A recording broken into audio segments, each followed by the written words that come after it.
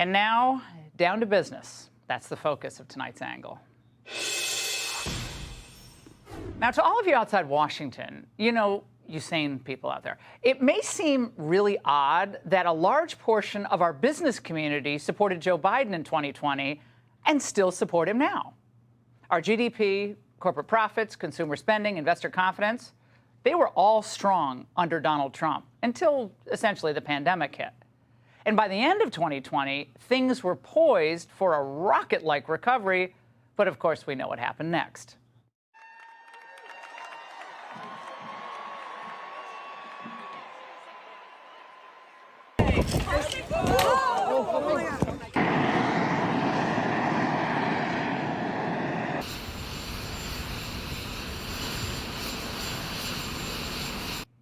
Everything's falling, and it keeps happening. Check out some of the stories from today. Biden's high interest rates and stay-at-home slackers, of course, pushed a significant spike in delinquencies on mortgage bonds that are tied to office buildings. Now, investors have been watching for this since last summer, and they say this may represent a tipping point for our economy. And then this warning from Macy's about consumer spending. They missed their quarterly sales estimate. And we're also seeing reports that U.S. hotel developers are running out of cash as construction lending is drying up. Now, this is grim. So why does big business have such a man crush on the shuffler-in-chief? I mean, doesn't this mean we need, I guess at this point, a more establishment-style Republican, friendly to the pro-China Wall Street crowd to try to compete against Joe Biden? Well, I got to say to that, how did that work out for Republicans? And we nominated the consummate pro-business Republican Mitt Romney in 2012. In 2016, we saw candidates like Jeb Bush, Ted Cruz, John Kasich, and others run more on a pro-big business platform, even pro-globalization platform, and they all failed. And now we have Nikki Haley and Tim Scott, and soon, of course, we have now Mike Pence running on the same platform. Again, though, where's the enthusiasm for any of their policies?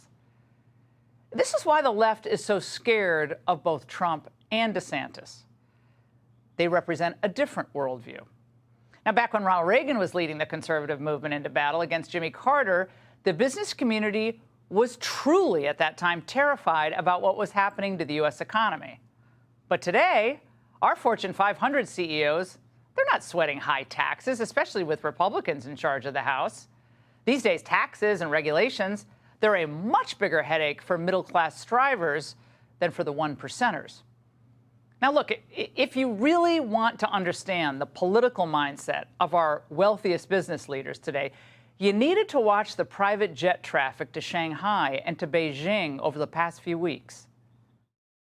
Call it a CEO parade in China. Leaders of some of America's biggest companies are there this week. Starbucks CEO is in town, and this follows a string of recent visits over the last few months from the leaders of Apple, Samsung, Aramco, Volkswagen. The list goes on. Jamie Dimon is in Shanghai as well. According to the Chinese Defense Ministry, Musk reportedly said he opposed decoupling, describing the countries as inseparable, like, quote, conjoined twins.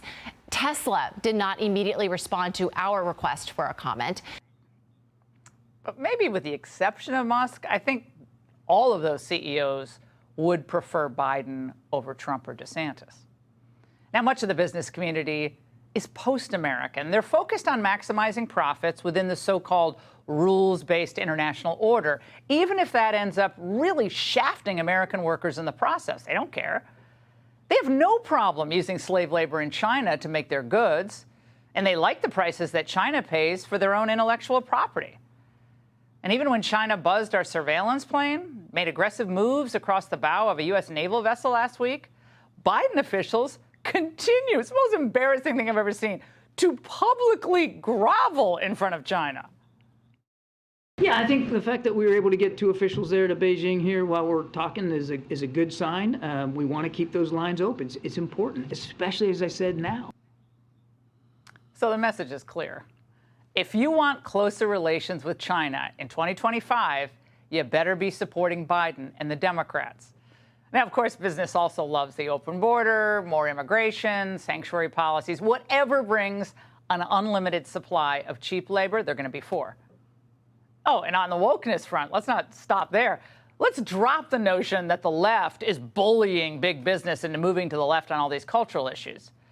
That's just a lot of nonsense. Yeah, there are a lot of corporate chieftains who are scared, and they're scared as they are rich, and they don't have the stomach for much of a fight with the drag queen lobby. But it's just as likely that the CEOs themselves are simply becoming more woke. Now, these companies are led by executives who went to the same elite left-wing schools as their friends in the media. These people aren't adopting DEI and spreading cultural leftism because it makes them money. In many cases, it doesn't. They're doing it because at some point they end up believing it.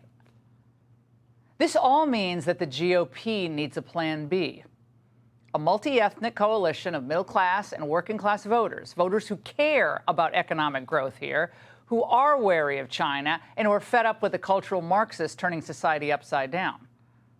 And to that point, a protracted fight over abortion and transgenderism on its own, I think, is still exactly what the Democrats are hoping for, because they know they're going to lose an economic debate. They want to stay as far away from that as possible. They know America's getting poorer. They know we're getting weaker. Democrats all know it, but they just don't care. They would much rather spend their time discussing climate change or how love is love. Now, Republicans who stay stuck in that quicksand exclusively are going to struggle to climb out. The candidate who keeps the focus on the practical can, however, break through.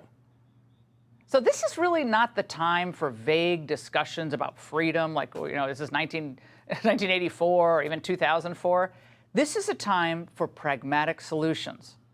It's time to drop the nostalgia campaigns, and it's time to get down to business. And that's The Angle. Hey, Sean Hannity here. Hey, click here to subscribe to Fox News YouTube page and catch our hottest interviews and most compelling analysis. You will not get it anywhere else.